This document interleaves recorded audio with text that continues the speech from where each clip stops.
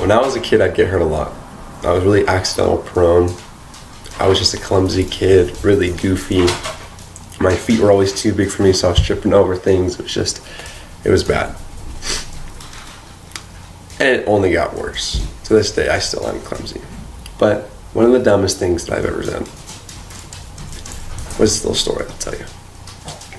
So one day, about 5 summers ago, I was at my house, and my parents decided that they wanted to go to Cancun for a week.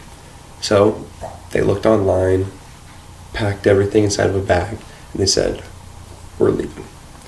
So they made arrangements with my grandma for us to stay with them, and it was going to be a great time. We're like, okay, parents get to go out of town, have their own weekend.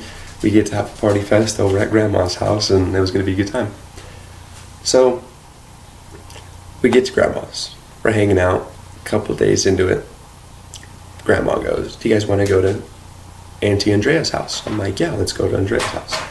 So we drive to Andrea's house. We're hanging out there.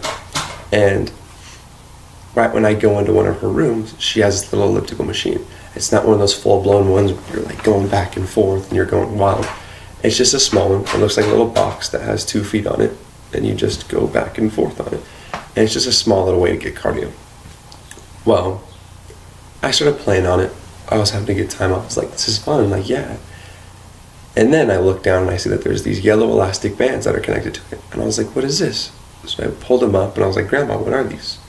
And Grandma goes, oh, Hayden, those are for if you want to work out your arms when you're doing it. So I was like, oh, okay. So I start going, grab my thing, and I start going, and I start using the elastic bands, having a good time, all the way until I let too much slack. See, the way that these things were set up to it was the elliptical machine is set up like a box like this. Down on the corner over here and right here are where the 2 elastic bands connect. Well, the way that they connect is with the hook. So the hook ends up pulling up, and that's how it does it. It gives it more resistance so it doesn't fly up. Well, I gave it too much slack, and it unhooked a little bit. So from it unhooking just a little bit, just enough to where when I yanked it up, it flipped off, came up, and hit me in my eye. So at first you're probably thinking, oh man, that hurt like really bad. And it did. And it cut my eye a little bit, and I still have a scar right here. Obviously you really can't see it right now, it's not too big, but if you were up close and personal with me, you'd be able to see it. But it scratched me and I started bleeding right there, and I kept holding my eye, and then my grandma and my aunt came over because I was bawling my eyes out. They're like, what's going on, Hayden, are you okay? Like, mijo, what's wrong? And I'm like, oh, my eye, it hurts really bad. And they're like, open it up. So I open my eye, or I just move my hand, and I just have a scratch. And when I tell you that I'm really accidental prone, I'm also very much of a crier at this point. Anytime some type of pain happens to me, I'm crying. If I get pinched, I'm crying. Like, it's just how I was. I was a sissy kid. So for me holding my eye and opening it and it just having that little scratch right there, they're like, oh, well, like, that's not even bad. Like, don't even worry about it. I'm like, no, it's my actual eye. So they open up my eye, and right where the color part is filled up with blood. No one knew what to do. We were looking at it. We're like, oh, that's not safe. Like, we got to go. I didn't know what was going on. Obviously, I can't look at my own eye. So we hop in the car, start driving, get to the ambulance. And when we're in the ER, the doctors don't know what the hell this is. They're telling me, they're like, we're going to go get someone, and they'll like run off, and then they'll bring someone else back in. And then there's even one doctor that walks in, he's like, hey, I'm teaching a class right now for all these interns. Do you mind if my interns come take a look at your eye? And I mean, I'm sitting there and I'm crying, so I am already in a horrible mood, so I'm like, sure, why not? So they come in and they're literally taking notes about me. And it's awful, it was humiliating for me. Well, they ended up doing that. And from that, more and more doctors came in. More and more doctors said they didn't know what to do. Until one guy walks in and he's like, oh, this happened to my kid one time. Right across the street is an eye specialist, and they they dealt with my kid, go over there and they'll take care of you. So we hop back in our car. I have an ice pack at this point. It was a great time. At this time, it felt good. So I drive over to the little thing. We get there, and the lady's like, "Oh, I've seen these happen almost every other week."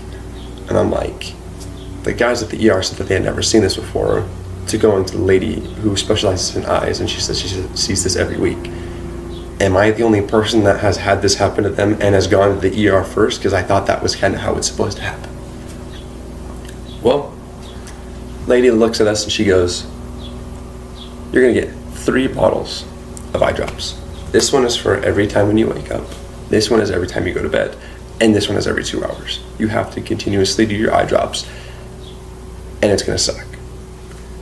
And so I was like, okay. And she's like, all of these are gonna dilate your eye to the point where your pupil is going to be very, very big. It's going to let in a lot of sunlight. So make sure that you get very dark sunglasses to be able to cover up your eyes, because any sunlight that gets in there too much is going to damage your eyes.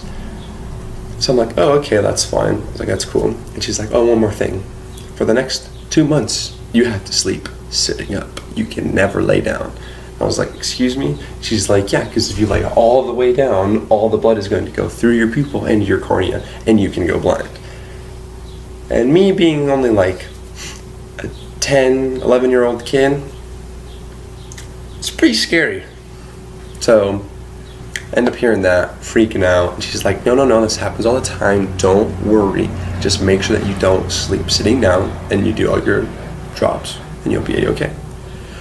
So I did everything, and ended up buying myself an eye patch. I thought it looked cool. I look back at the pictures now, and I look like an idiot. Anyway, at the time, it really didn't matter. It was during summer. I just wore glasses all the time. No one really ever knew.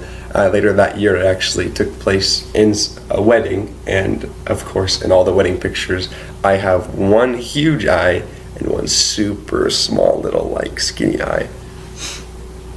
And the good news is that I made a full recovery from it. My pupils they move the same exact way now. One doesn't take longer than the other or anything like that. It's a perfect normal human being now. So yeah, I guess happily ever after.